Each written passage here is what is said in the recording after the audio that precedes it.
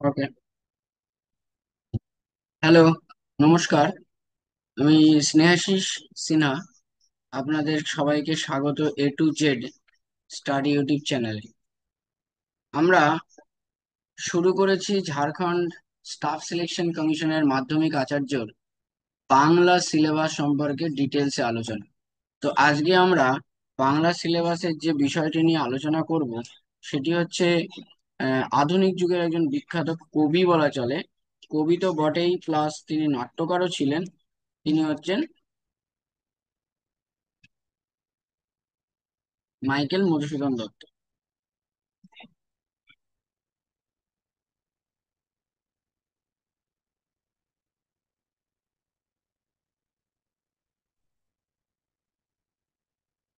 তো আমরা আজকে মাইকেল মধুসূদন দত্ত সম্পর্কে আলোচনা করব। তো ভালো করে দেখুন,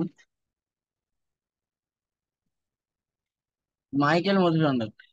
মাইকেল মধুসূদন দত্ত কে ছিলেন?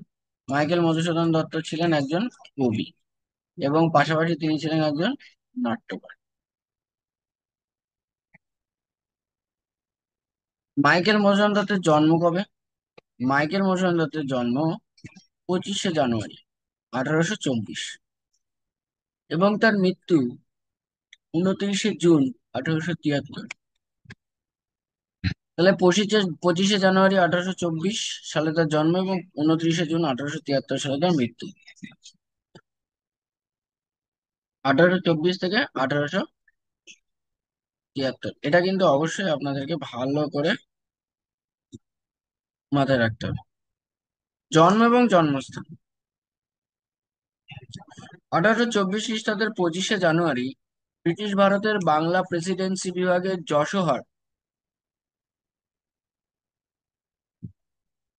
যশোর জেলার কেশবপুর উপজেলার সাগরদাড়ি গ্রামে এক সম্ভ্রান্ত হিন্দু কায়স্থ পরিবারে মাইকেল মধুসূদন দত্ত জন্মগ্রহণ করেন। খ্রিস্ট ধর্ম তিনি গ্রহণ করেছিলেন কত সালে?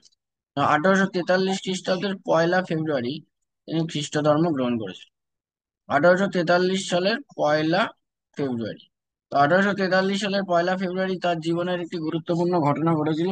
সেই তার জীবনের যে গুরুত্বপূর্ণ ঘটনাটি ঘটেছিল সেটি হচ্ছে তিনি খ্রিস্ট ধর্ম গ্রহণ করেছিলেন।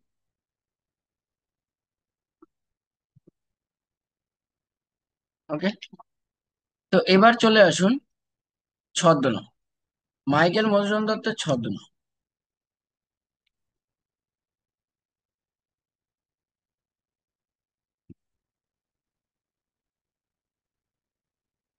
মোটামুটি দুটি ছদ্মনামে তার সাহিত্য রচনা করতেন, কিন্তু তার মোট ছদ্মনাম হচ্ছে তিনটি।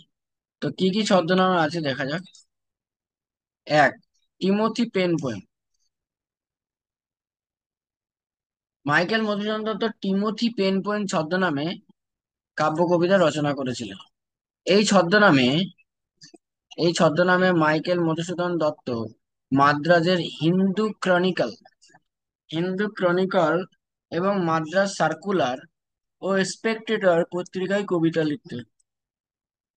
তাহলে কোন কোন পত্রিকায় তিনি টিমোথি পেন পোয়েম ছদ্মনামে কবিতা লিখতেন? হিন্দু ক্রনিকল, মাদ্রাজ সার্কুলার এবং স্পেকটেটর, এই তিনটে ছদ্মনামে তিনি পত্রিকায় কবিতা লিখতেন। এর নেটিভ, তো এর নেটিভটা কি? এই ছদ্মনামে নীল দর্পণ নাটকের ইংরেজি অনুবাদের নাম কি? The Indigo planting mirror. এই ছদ্মনামে, মানে এর নেটিভ এই ছদ্মনামে তিনি ইন্ডিগো প্ল্যান্টিং মিরর এটি কিন্তু অনুবাদ করেছিলেন।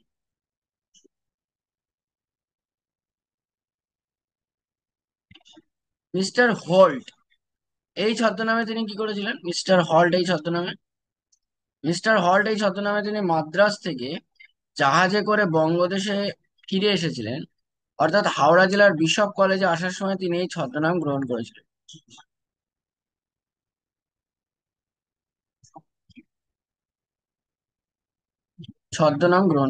ওকে।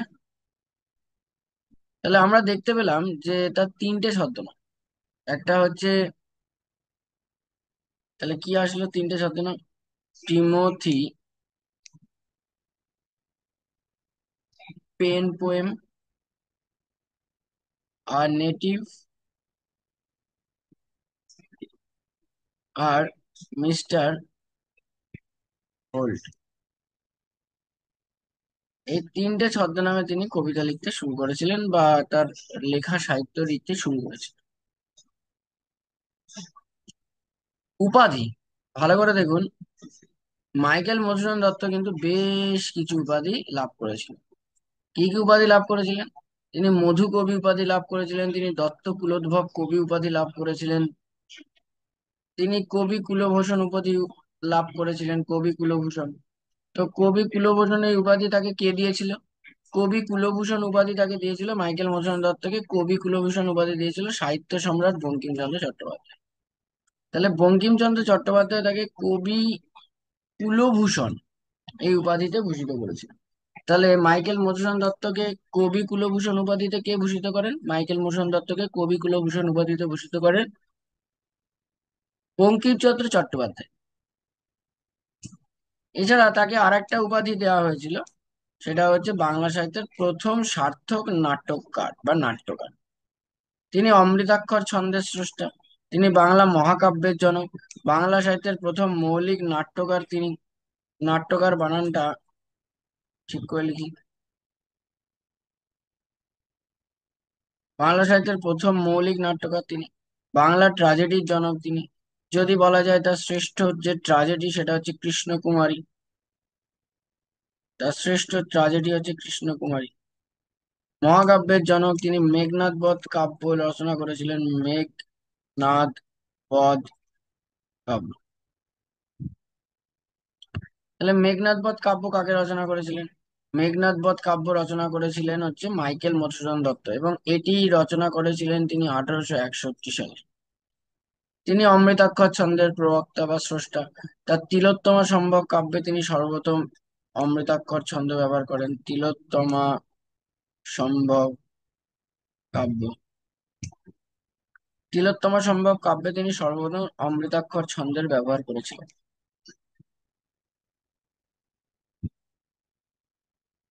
তাহলে ছদ্মনামগুলো আপনাদেরকে মনে রাখতে হবে। এক হচ্ছে অমৃতাক্ষর ছন্দের স্রষ্টা, দুই হচ্ছে বাংলা মহাকাব্যের জনক, তিন হচ্ছে বাংলা সাহিত্যের প্রথম মৌলিক নাট্যকার, চার হচ্ছে বাংলা ট্র্যাজেডির জনক। তো এইগুলো কিন্তু অবশ্যই আমাদের মাথায় রাখতে হবে। বাংলা সনেটের জনক, সনেটের উপরে তিনি লিখেছিলেন চতুর্দশপদী কবিতাবলী, চতুর্দশপদী কবিতাবলী। বাংলা পত্র সাহিত্যের জনক তিনি, বীরাঙ্গনা পত্রকাব্য লিখেছিলেন, বীরাঙ্গনা। তাকে জাগরণের কবি বলা হয়। তাহলে এই উপাধিগুলো কিন্তু আমাদেরকে মাথায় রাখতে হবে যে তার কি কি উপাধি ছিল। তার যে উপাধিগুলো ছিল অবশ্যই আমাদের কিন্তু স্মরণে আনতে হবে।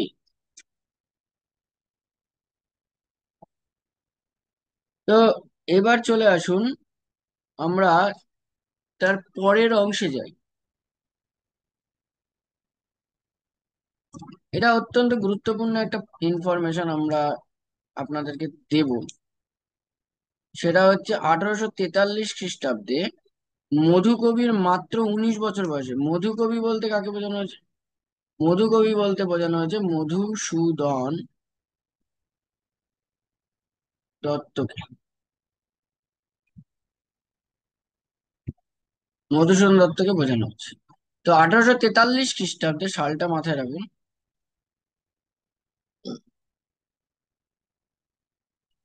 1843 খ্রিস্টাব্দে মধুকবির মাত্র 19 বছর বয়সে লেখা কিং পোটাস এই ইংরেজি কবিতাটি গ্লিনার নামক পত্রিকায় প্রকাশিত হয়েছিল। তাহলে তার লেখা প্রথম কবিতা কি?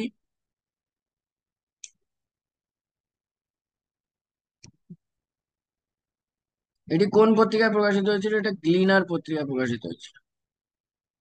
কত সালে? 19 সালে। এই 19 বছর বয়সে, সাল হচ্ছে 1843। এবার চলে আসুন ইংরেজি কাব্যগ্রন্থ। ইংরেজি কাব্যগ্রন্থ তিনি কি কি লিখেছিলেন? ইংরেজি কাব্যগ্রন্থ লিখেছিলেন the captive lady, vision of the past, 1849। এবার আমরা চলে আসি যে তিলোত্তমা সম্ভব কাব্য। তিলোত্তমা সম্ভব কাব্য আমরা দেখতে পাচ্ছি যে তিলোত্তমা সম্ভব কাব্য স্টার মারি। তিলোত্তমা সম্ভব কাব্য কত সালে প্রকাশিত হয়েছিল? 1860 সালে। এটির পৃষ্ঠা সংখ্যা ছিল কত? 104। মাইকেল মধুসূদন দত্তের প্রথম প্রকাশিত বাংলা কাব্য। তাহলে মাইকেল মধুসূদন দত্তের লেখা সর্বপ্রথম বাংলা কাব্য, প্রকাশিত বাংলা কাব্য কোনটি? না তিলোত্তমা সম্ভব। এবার এখানে যেটা খুবই গুরুত্বপূর্ণ সেটা হচ্ছে অমৃতাক্ষর ছন্দে রচিত প্রথম কাব্য। তাহলে এই কাব্যটি অমৃতাক্ষর ছন্দে রচিত হয়েছিল। বাংলা ভাষায় প্রথম পৌরাণিক আখ্যান কাব্য এটাকে বলা হয়। তাহলে ভালো করে দেখুন, অমৃতাক্ষর ছন্দে রচিত প্রথম বাংলা কাব্য এটি। বাংলা ভাষায় রচিত প্রথম পৌরাণিক আখ্যান কাব্য এটি। এই কাব্যের কাহিনী কোথা থেকে নেওয়া হয়েছে? সংস্কৃত পুরাণ থেকে নেওয়া হয়েছে। এখানে ইন্দ্র চরিত্রের পরিকল্পনায় মধুসূদনের সক্রিয়তা প্রমাণিত হয়েছে। মহাভারতের আদি পর্ব থেকে আখ্যান ভাগ তিনি গ্রহণ করেছিলেন। তাহলে মহাভারতের আদি পর্ব থেকে তিনি কি গ্রহণ করেছিলেন? মহাভারতের আদি পর্ব থেকে তিনি আখ্যান ভাগ গ্রহণ করেছিলেন। তো ভালো করে দেখুন,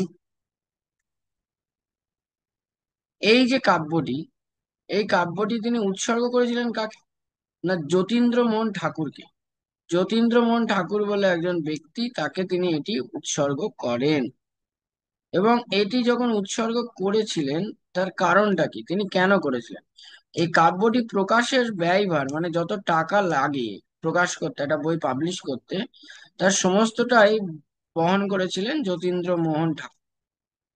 তাহলে কে বহন করেছিলেন? যতীন্দ্রমোহন ঠাকুর। তো আমরা একটু এখানে নামটা লিখি না, যতীন্দ্র মোহন ঠাকুর। তাহলে যতীন্দ্রমোহন ঠাকুর মহাশয় সর্বপ্রথম এই কাব্যটি প্রকাশের জন্য যত টাকা লাগে সেটি তিনি বহন করেছেন। এবার আসছে মেঘনাদ বধ কাব্য।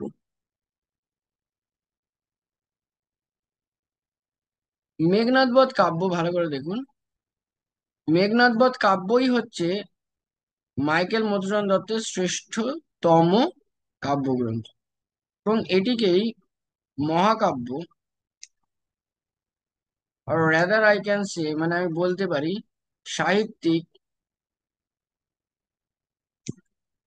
মহাকাব্য। তাহলে এক হচ্ছে মহাকাব্য, দুই হচ্ছে সাহিত্যিক মহাকাব্য বলা যেতে পারে। তাহলে এই যে মেঘনাদ বধ কাব্যটি, এই মেঘনাদ বধ কাব্যটির প্রকাশকাল কত? না মেঘনাদ বধ কাব্যের প্রকাশকাল হচ্ছে 1861। বাংলা ভাষায় সাহিত্যিক মহাকাব্য রচনায় প্রথম কৃতিত্ব কিন্তু মাইকেল মধুসূদন দেখিয়েছিলেন। তো বাংলা ভাষায় সাহিত্যিক মহাকাব্য রচনায় তিনি যখন প্রথম আহ, একটা গুরুত্বপূর্ণ ভূমিকা গ্রহণ করেছিলেন, এর বাদেও আমরা দেখতে পাই হেমচন্দ্র, রঙ্গলাল, নবীন চন্দ্র, এদের কিন্তু আমরা নাম জানি বা শুনতে পাই এই সাহিত্যিক মহাকাব্য লেখার ক্ষেত্রে, কিন্তু তারা সকলেই মাইকেল মধুসূদন দত্তের পরে। তাহলে মাইকেল মধুসূদন দত্ত মেঘনাদ বধ কাব্য 19 শতকীয় বাঙালি কবি মাইকেল মধুসূদন দত্ত কর্তৃক অমৃতাক্ষর ছন্দে লেখা। তাহলে সর্বপ্রথম অমৃতাক্ষর ছন্দে রচিত তার কাব্যগ্রন্থ কোনটি?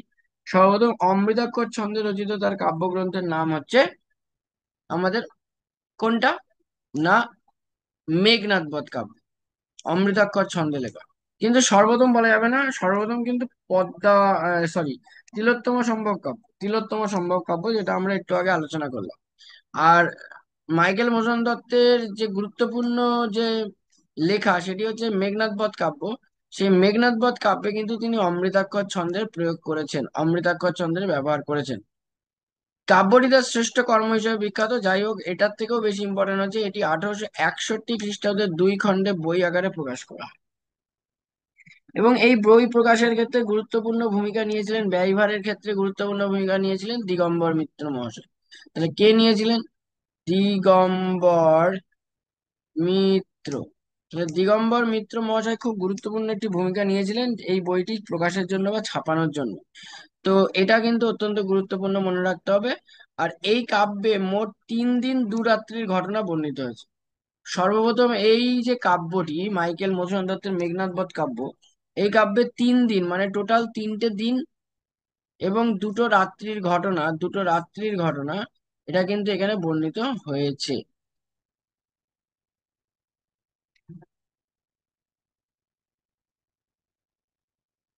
তিনি কি বলেছিলেন?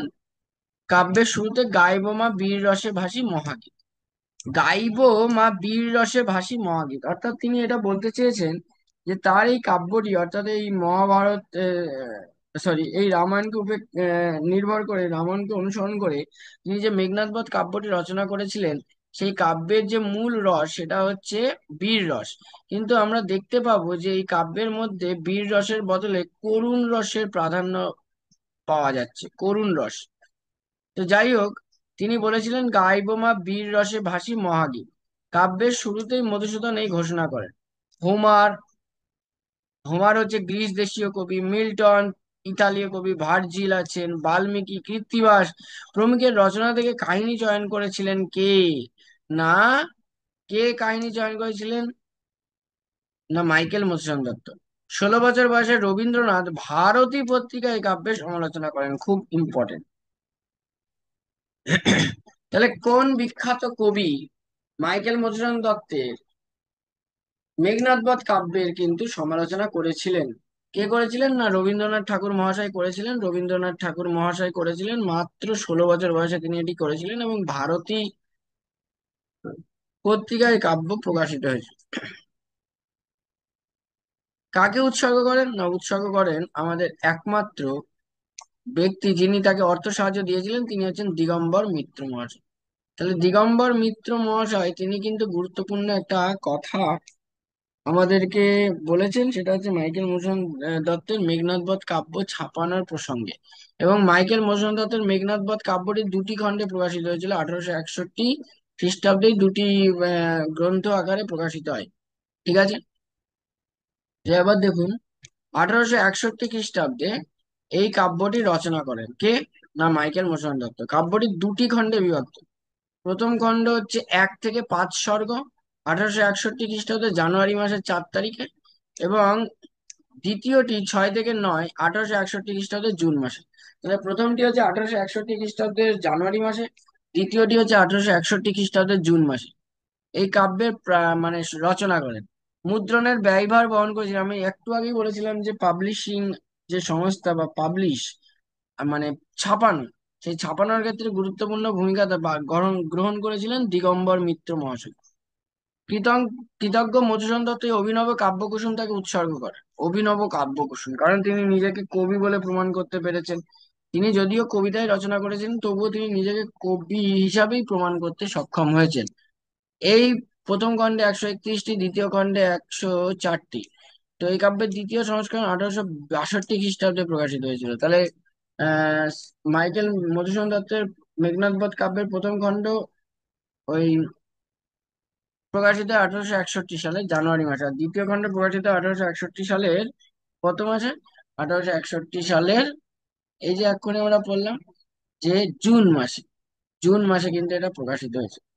তো এবার আসছি হেমচন্দ্র বন্দ্যোপাধ্যায়ের প্রতিভার সম্পর্কে আমরা জানি। হেমচন্দ্র বন্দ্যোপাধ্যায়, তো বিষয়বস্তু দেখুন। গ্রিক রীতিতে হিন্দু পুরাণের কাহিনী অবলম্বন করে এই কাব্যটি রচিত হয়। এই এর মূল উপজীব্য হচ্ছে রামায়ণ। এর মূল উপজীব্য কি? রামায়ণ।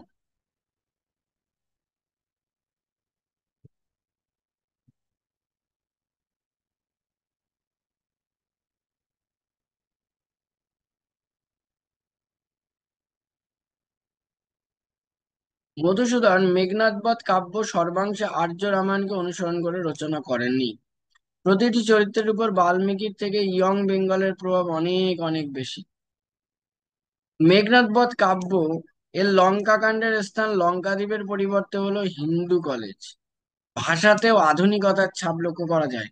বিখ্যাত ইংরেজ কবি জন মিল্টন বিরচিত প্যারাডাইস লস্ট এবং প্যারাডাইস রিগেন্ট হচ্ছে সেই দেবতাদেরকে তিনি বাড়িতে আহ্বান করে ডেকে আনবেন, তারা সমস্ত ধরনের লীলা দেখাবে আর কি। ইংরেজরা বিভিন্ন ধরনের কাণ্ড কারখানা তাদের যেগুলো আছে সেগুলো করবে। ওকে, তো প্যারাডাইস লস্ট এর রচনা রীতির অনুগামিতা এতে পরিস্ফুট। এই কাব্যের প্রথম স্বর্গ অভিষেক। তাহলে প্যারাডাইস লস্টের প্রথম স্বর্গ কি? অভিষেক। অভিষেকে মোট 785টি চরণ আছে, চিন্তা করতে পারছেন? কত চরণ? 785টি চরণ, মানে 785টি লাইন আছে। ঠিক।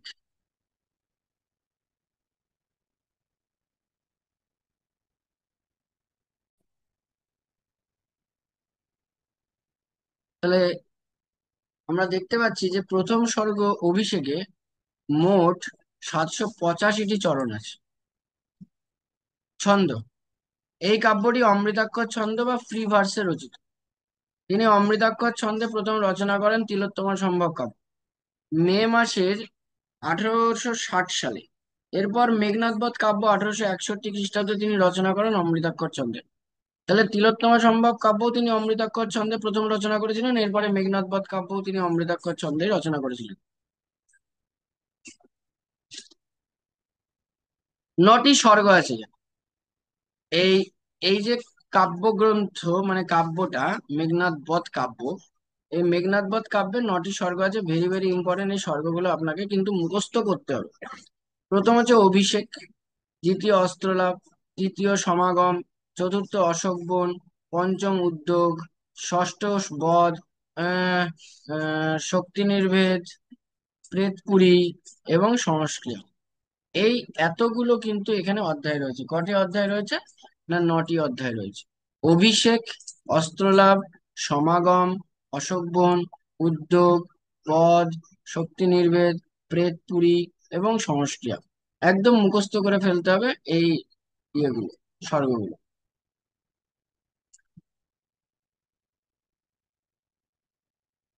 এবার দেখুন,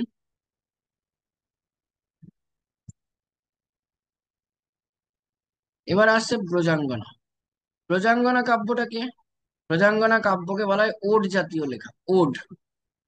এটি 1861 খ্রিস্টাব্দের জুলাই মাসে কিন্তু প্রকাশিত হয়। এর পৃষ্ঠা সংখ্যা 46।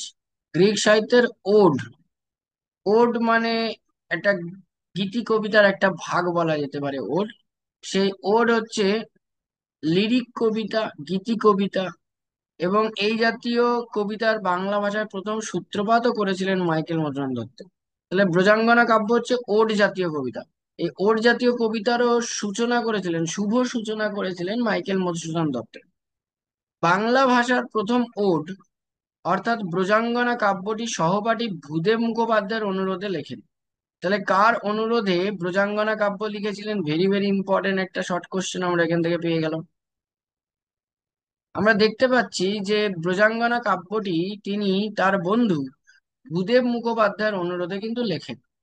দুটি স্বর্গে কাব্যটি লেখার পরিকল্পনা করলেও রাধার শোকাহত চিত্তের রূপটি প্রথম স্বর্গে ফুটিয়েই কবি আর কাব্যটি সম্পূর্ণ করার সুযোগ পাননি। 1861 খ্রিস্টাব্দে জুলাই মাসে কাব্যটির একটি মাত্র স্বর্গ প্রকাশিত হয়। কাব্যটি প্রকাশের পূর্বে পর্যন্ত নাম ঠিক ছিল রাধার বিরহ। তাহলে খুব ইম্পর্টেন্ট যে ব্রজাঙ্গনা কাব্যটি প্রকাশের পূর্বে কি নাম ছিল, এর পূর্ব নাম কি ছিল? এর পূর্ব নাম ছিল রাধার বিরহ। আর দ্বিতীয় স্বর্গ হচ্ছে বিহার, অর্থাৎ রাধার মিলন বর্ণনা করার অভিপ্রায় থাকলেও শেষ করতে পারেন। ভালো করে বুঝতে হবে, রাধাকে তিনি এখানে পুওর লেডি অফ ব্রজ, তাহলে ব্রজবালা বলি আমরা, ব্রজবালা আমরা রাধাকে বলি। তাহলে রাধাকে তিনি পুওর লেডি অফ ব্রজ বলে বন্ধু রাজনারায়ণ বসুকে চিঠিতে উল্লেখ করেছেন। এখান থেকে খুব বেশি আর ইম্পর্টেন্ট নেই। এবার আমরা চলে আসি বীরাঙ্গনা কাব্য। বীরাঙ্গনা কাব্য কার লেখা? বীরাঙ্গনা কাব্য ঈশ্বরচন্দ্র বিদ্যাসাগরের লেখা। এটি 1862 সালে প্রকাশিত হয়েছিল। এর পৃষ্ঠা সংখ্যা 70। এর রচনাকাল 1861 খ্রিস্টাব্দের শেষাংশ কিংবা 1862 খ্রিস্টাব্দের জানুয়ারি মাসে। এই কাব্যটিতে প্রথম 11টি স্বর্গ আছে, 11টি স্বর্গ বা 11টি পত্র আছে, 11 পত্র আছে এখানে, 11টি পত্র। এই 11টি পত্রে একটি করে মোট 11টি পত্র আছে, যেটা থাকার কথা। 11টি পত্রে 11টি পত্র থাকবে। এর প্রথম পত্রের নাম কি ছিল? খুবই ইম্পর্টেন্ট। এর প্রথম পত্রের নাম ছিল দুষ্মন্তের প্রতি শকুন্তলা। তাহলে প্রথম নাম ছিল দুষ্মন্তের প্রতি শকুন্তলা এবং শেষ পত্রের নাম ছিল নীলধ্বজের প্রতি জনা। তাহলে কি বলা হলো এখানে? খুবই ইম্পর্টেন্ট এই জায়গাটা। এখানে বলা হচ্ছে যে বীরাঙ্গনা কাব্যের যে প্রথম পত্রটি হচ্ছে, প্রথম চিঠিটি হচ্ছে দুষ্যন্তের প্রতি শকুন্তলা, প্রথমটা। আর লাস্টে হচ্ছে নীলধ্বজের প্রতি জনক। এখানে কিন্তু রোমান কবি ওভিদের ওভিদ বা ওভিডের দ্য হিরোইডস দ্য হিরোইডস গ্রন্থের কিন্তু প্রভাব রয়েছে এখানে মাইকেল মধুসূদন দত্ত হিরোইডস অবলম্বনে, এবং ওদিকে বীরাঙ্গনার যে আহ, কাহিনী, যেগুলো হচ্ছে পৌরাণিক কাহিনী, সেই কাহিনীকে অবলম্বন করে কিন্তু তিনি এটা রচনা করেছিলেন। তো এটা কিন্তু মাথায় রাখতে হবে। ঠিক আছে, এখান থেকে আর খুব একটা ইম্পর্টেন্ট নয়। চতুর্দশপদী কবিতাবলী। চতুর্দশপদী কবিতাবলী very very important, very very important আমি বলতে পারি।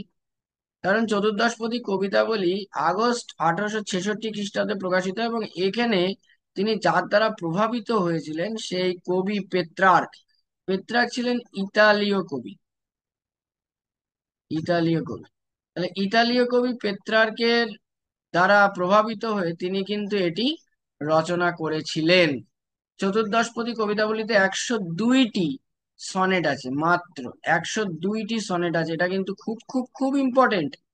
100টি প্রথমে রয়েছে, পরে শিব 2 উপক্রম এবং 1 উপক্রম শিরোনামে 2টি সনেট লেখেন, এবং সবকটি 102 সনেটটি তার চতুর্দশপদী কবিতাবলীর মধ্যে অন্তর্ভুক্ত হয়েছিল। চতুর্দশপদী কবিতাবলীর নামকরণ দিয়েছিলেন মধুসূদন, কারণ 14টা অক্ষরে, কতগুলি অক্ষর? 14টি। 14টি পংক্তি, অক্ষর বলবো না, পংক্তি। 14টি পংক্তিতে এটা কিন্তু সাজানো ছিল। তাহলে যেহেতু 14টি পংক্তিতে সাজানো রয়েছে প্রত্যেকটা কবিতা, সেই জন্য এটাকে বলা হচ্ছে চতুর্দশপদী কবিতাবলী। এই কাব্যের উল্লেখযোগ্য কয়েকটি সনেট হলো: কাশিরাম দাস আছে, কপোতাক্ষ নদ আছে, ঈশ্বরচন্দ্র বিদ্যাসাগর আছে, বঙ্গভাষা আছে, কমলে কামিনী আছে। তাহলে ভালো করে বুঝুন, কাশিরাম দাস, কপোতাক্ষ নদ, ঈশ্বরচন্দ্র বিদ্যাসাগর, কমলে কামিনী, বঙ্গভাষা, এত, এ বাদেও আরো আছে। মোট অনেকগুলো পদ কিন্তু এর মধ্যে আমরা দেখতে পাই। 114 কবিতাবলীর মধ্যে 102টি সনেট আছে। তার মধ্যে ইম্পর্টেন্ট কিছু বললো, এটি কবি মাইকেল মধুসূদন দত্ত রচিত বাংলা সনেট কবি মাতৃভাষা, 1858 খ্রিস্টাব্দে তত্ত্ববোধিনী পত্রিকায় প্রকাশিত। এটি একটি আত্মস্মৃতিমূলক রচনা। ওকে। তাহলে বাংলা সাহিত্যের প্রথম সনেটের প্রবর্তক কাকে বলা হয়? বাংলা সাহিত্যের প্রথম সনেটের প্রবর্তক বলা হয় মাইকেল মধুসূদন দত্ত মহাশয়কে। এবার আসছি আমরা হেক্টর বধ। তাহলে হেক্টর বধ কি? হেক্টর বধ হচ্ছে, এটিও একটি অসম্পূর্ণ কাব্য, কিন্তু এটা একটা গদ্য কাব্য। এটা কিন্তু শেষ করে যেতে পারেনি, এটা একটা গদ্য কাব্য কিন্তু কবিতার ঢঙে লেখা। 1871 খ্রিস্টাব্দে সেপ্টেম্বর মাসে তিনি এটা লিখে লিখে প্রকাশ করেছিলেন। এখানে হোমারের ইলিয়াড এবং ওডিসি মহাকাব্যের কাহিনী নিয়ে রাজকুমার হেক্টরের শোচনীয় পরিণাম চিহ্নিত করেছিলেন কবি অসমাপ্ত এই কাব্যে। তাহলে এখানে কার প্রভাব রয়েছে? এখানে ইংরেজ কবি বা গ্রিক কবি হোমারের ইলিয়াডের প্রভাব রয়েছে। এছাড়াও আমরা বলতে পারি যে অন্যান্য বিভিন্ন ধরনের পাশ্চাত্য কাহিনীর প্রভাবও এখানে হালকা পাতলা লক্ষ্য করা যাচ্ছে। তো এই হচ্ছে আমাদের টোটাল মাইকেল মধুসূদন দত্তের নাট্য সাহিত্য। তো মাইকেল মধুসূদন দত্তের নাট্য সাহিত্য সম্পর্কে আমরা বেশ কিছু তথ্য আরেকটু জেনে নেব, এবং সেই তথ্যগুলো ভেরি ভেরি ইম্পর্টেন্ট।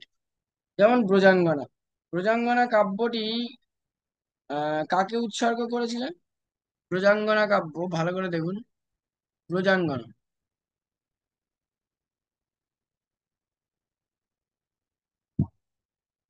উৎসর্গ করেননি।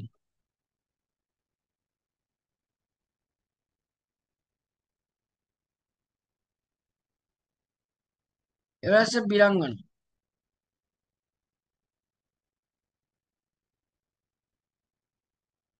বীরাঙ্গনা উৎসর্গ করেছিলেন ঈশ্বরচন্দ্র বিদ্যাসাগর।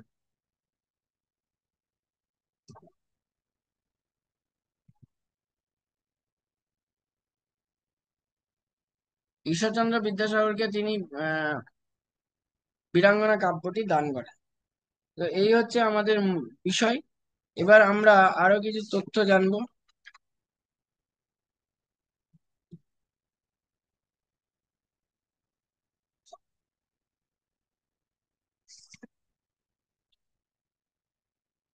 এবার দেখুন, আমরা চলে আসছি। তাহলে কাব্য সাহিত্যে আমরা বলতে পারি, কি বলতে পারি?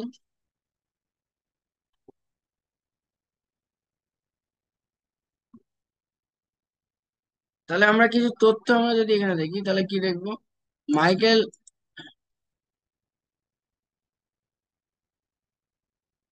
মধুসূদনের প্রথম কাব্য তিলোত্তমা সম্ভব।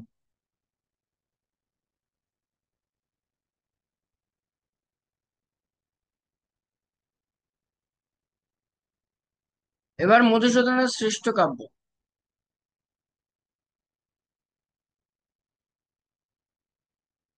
শ্রেষ্ঠ কাব্য আমরা কাকে বলছি না, যে যার মাধ্যমে তিনি খ্যাতি পেয়েছেন বা খ্যাতির চূড়ান্ত শিখরে উপনীত হয়েছিলেন, সেগুলোকে আমরা শ্রেষ্ঠ কাব্য বলি। তো মাইকেল মধুসূদন দত্তের শ্রেষ্ঠ কাব্য হচ্ছে, বলা যেতে পারে মেঘনাদ বধ কাব্যকে, তাই তো?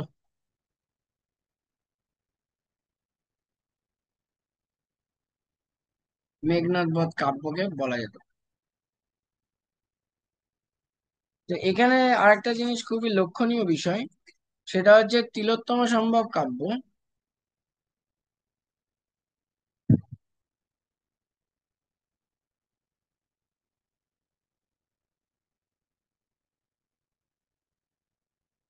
তিলোত্তমা সম্ভব কাব্য কোন ছন্দে রচিত?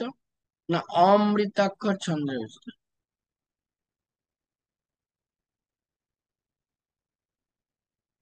অমৃতাক্ষর ছন্দে রচিত।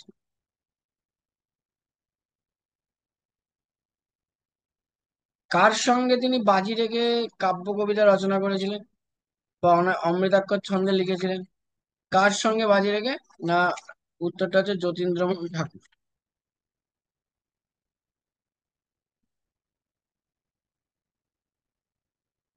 যতীন্দ্রমোহন ঠাকুরের সঙ্গে বাজি ধরে।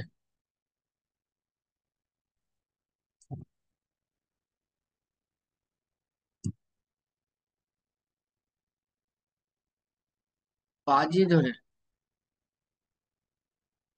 কাব্য রচনা করেন। তাহলে কার সঙ্গে বাজি ধরে কাব্য রচনা করেন? যতীন্দ্রমোহন ঠাকুরের সঙ্গে বাজি ধরে তিনি কাব্য রচনা করেছিলেন। বাংলা সাহিত্যের প্রথম পত্রকাব্য কাকে বলা হয়? বাংলা সাহিত্যের প্রথম পত্রকাব্য বলা হয় বীরাঙ্গনা। প্রথম বাংলা সাহিত্যের পত্রকাব্য,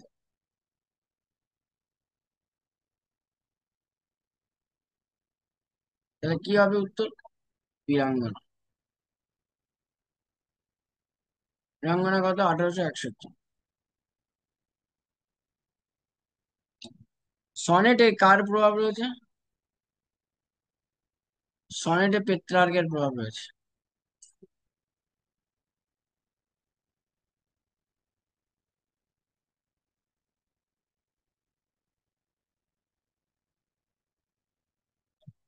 সনেটে পেত্রার্কের প্রভাব আছে।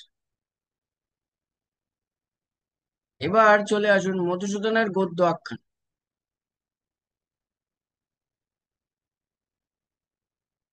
মধুসূদনের গদ্য আখ্যান কি হবে? মধুসূদনের গদ্য আখ্যান, মধুসূদনের গদ্য আখ্যান হবে হচ্ছে ওই যে যেটা আমরা করেছিলাম হেক্টর বধ, যে হেক্টর বধ হবে।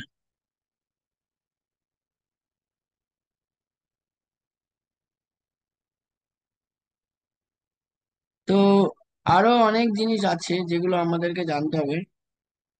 অমৃতাক্ষর ছন্দে মেঘনাদ বধ কাব্য রচনা করেছিলেন।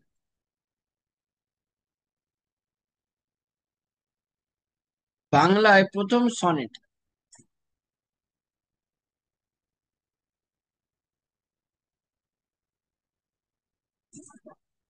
তাহলে বাংলায় প্রথম সনেট কি? কবি মাতৃভাষা। 1858। 1858 খ্রিস্টাব্দে প্রকাশিত। কোথায় প্রকাশিত হয়? না, তত্ত্ববোধিনী পত্রিকা। তত্ত্ব তত্ত্ববোধিনী।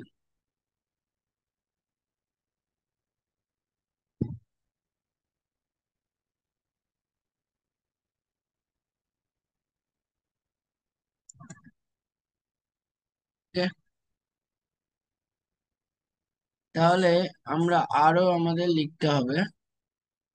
তো আমরা কিন্তু এই টোটাল মাইকেল মধুসূদন দত্তের নাট মানে কাব্য সাহিত্যের যে তার গুরুত্ব বা ভূমিকা সেটা কিন্তু আমরা আলোচনা করে ফেলেছি।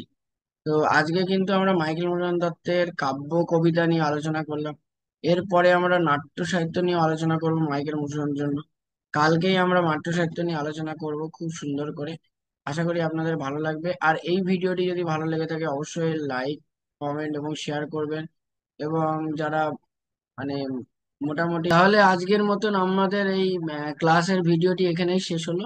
আমরা পরবর্তী ভিডিও নিয়ে আবার আসছি। ততদিন আপনারা ভালো থাকবেন, সুস্থ থাকবেন এবং প্রিপারেশনটা চালিয়ে যাবেন। ধন্যবাদ।